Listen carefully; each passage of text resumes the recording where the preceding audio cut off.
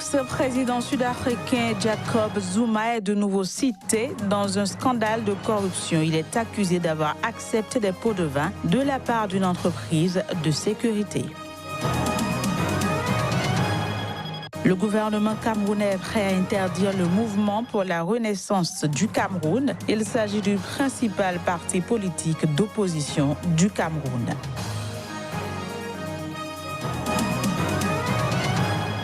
Puis des milliers de Centrafricains ont manifesté ce lundi à Bangui. Ils exigent la levée de l'embargo sur les armes qui frappent la Centrafrique.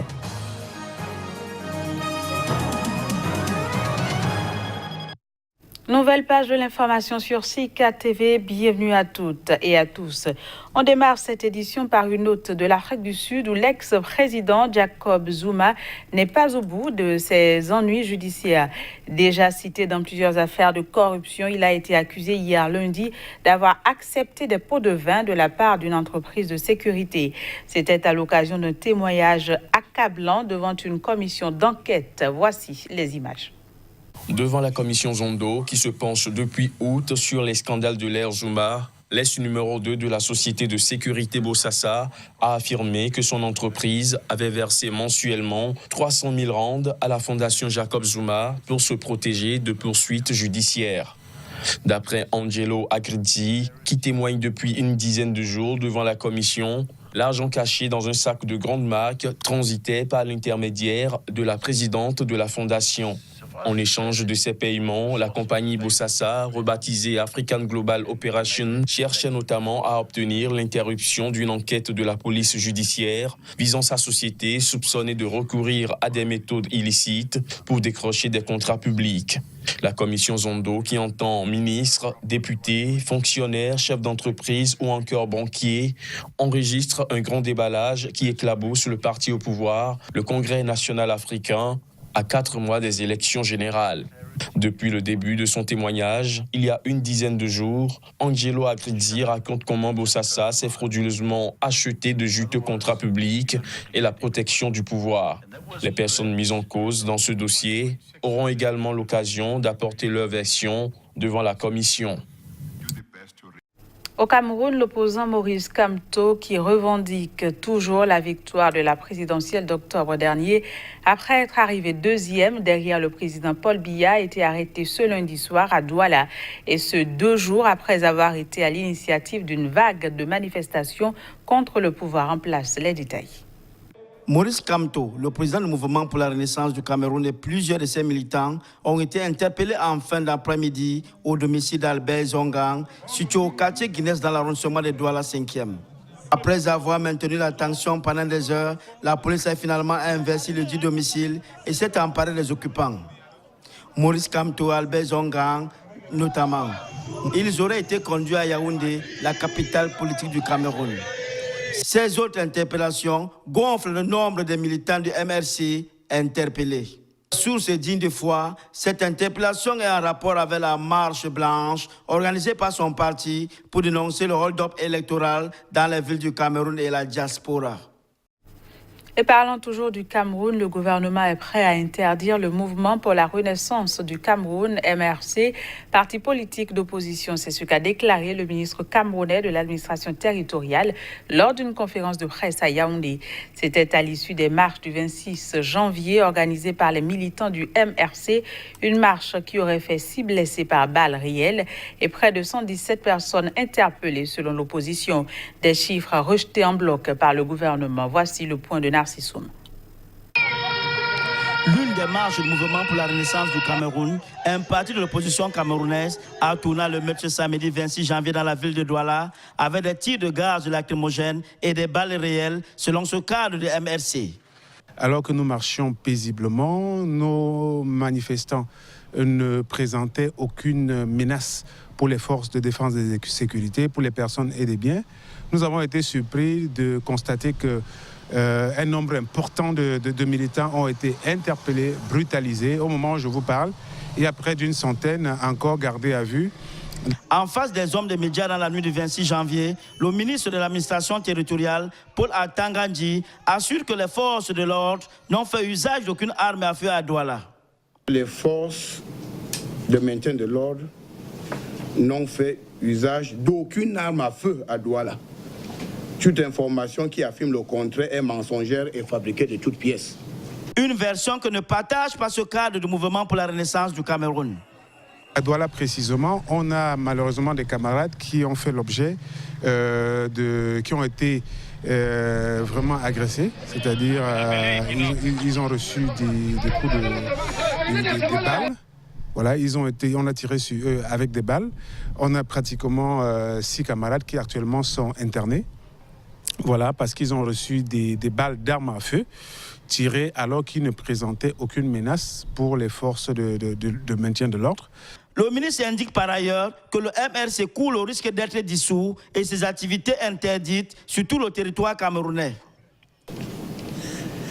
Si le responsable d'un parti politique décide de défier systématiquement l'autorité de l'État en organisant des manifestations illégales, parfois dangereuses et susceptibles de perturber l'ordre public, le ministre de l'administration territoriale est en droit de prendre certaines mesures conservatoires.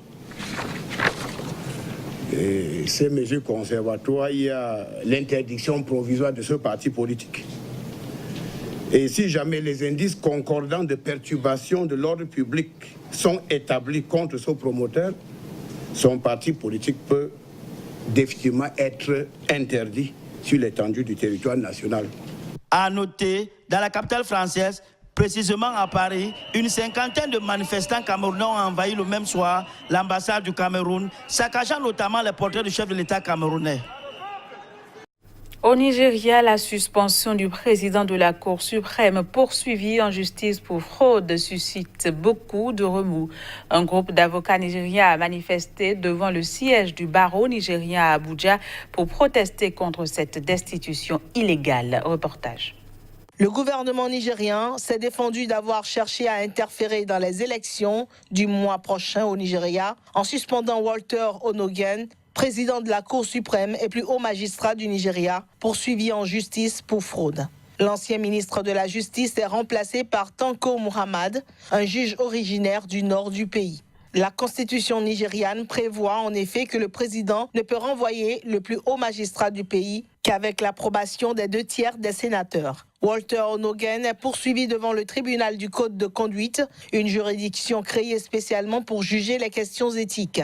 Il est accusé de ne pas avoir déclaré plusieurs comptes bancaires en dollars, euros et livres sterling. Cette mesure a provoqué des critiques tant au Nigeria qu'à l'étranger à l'égard du président, à qui il est reproché d'avoir violé la Constitution et de tenter de manipuler l'appareil judiciaire.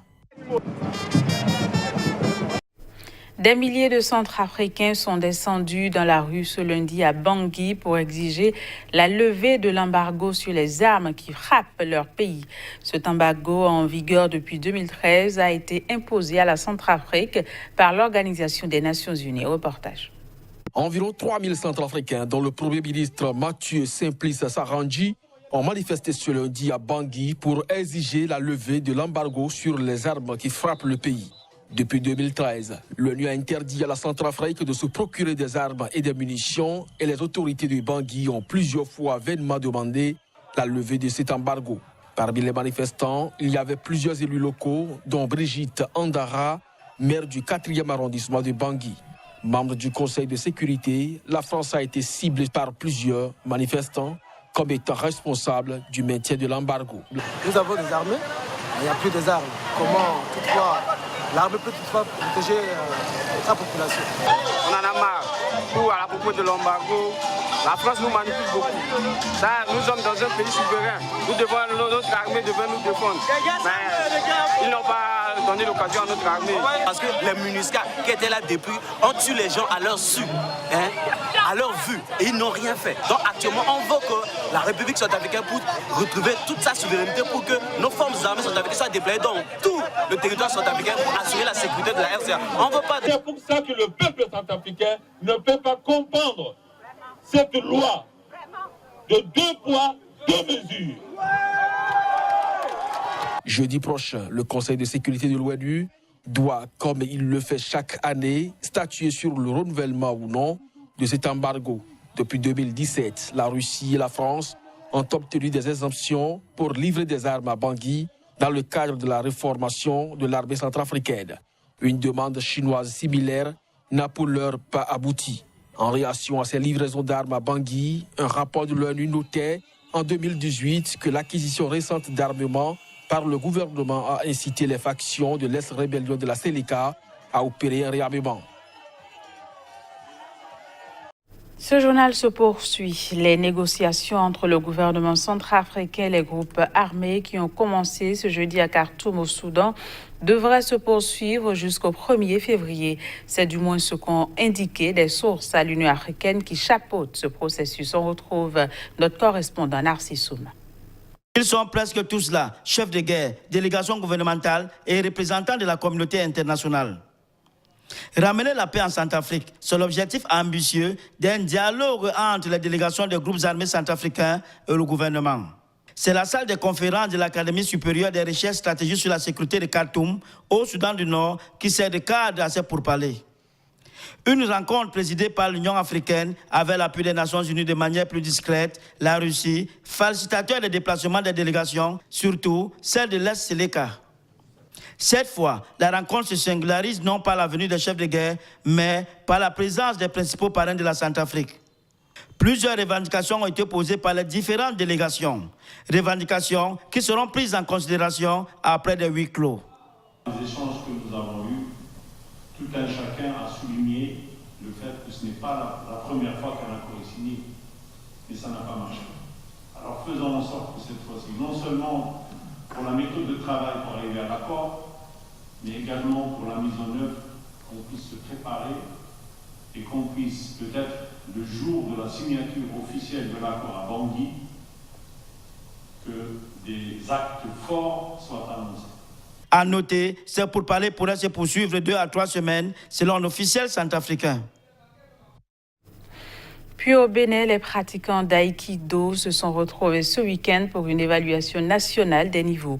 Les impétrants ont planché devant un jury international homologué par la Confédération africaine d'aïkido. Les aïkidokas du Bénin ont opté cette année pour une intensification de l'évaluation continue du niveau des pratiquants et des instructeurs. L'examen de passage de grade est un grand moment pour faire le point du travail abattu et évaluer le niveau des pratiquants et à travers eux, celui des instructeurs.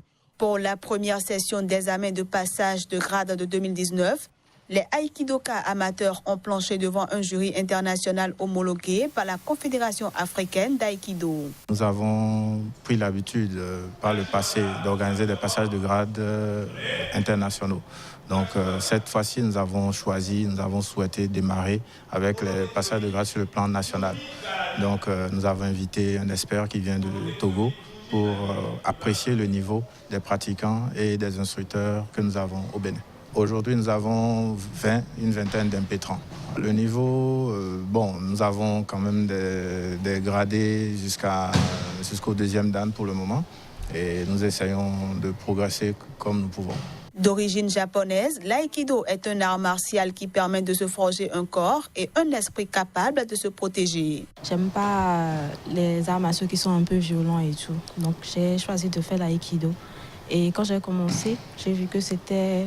En dehors de l'art martial, il y avait une certaine convivialité. C'était comme une grande famille. Donc j'ai décidé de rester et j'aime beaucoup. Nous-mêmes, nous privilégions le non-combat. Donc c'est avantageux pour nous dans la mesure où il n'y a pas de compétition. La compétition suppose le combat. Or, l'aïkido, c'est l'ennemi du combat. Le combat s'arrête là où ça a commencé. Donc on se sent beaucoup mieux à l'aise dans l'aïkido. C'est en 2009 que la pratique de l'aïkido a véritablement débuté au Bénin et compte plus d'une centaine de pratiquants sur toute l'étendue du territoire. Voilà, ce sera tout pour ce journal. Merci d'avoir été des nôtres. Au revoir et à demain.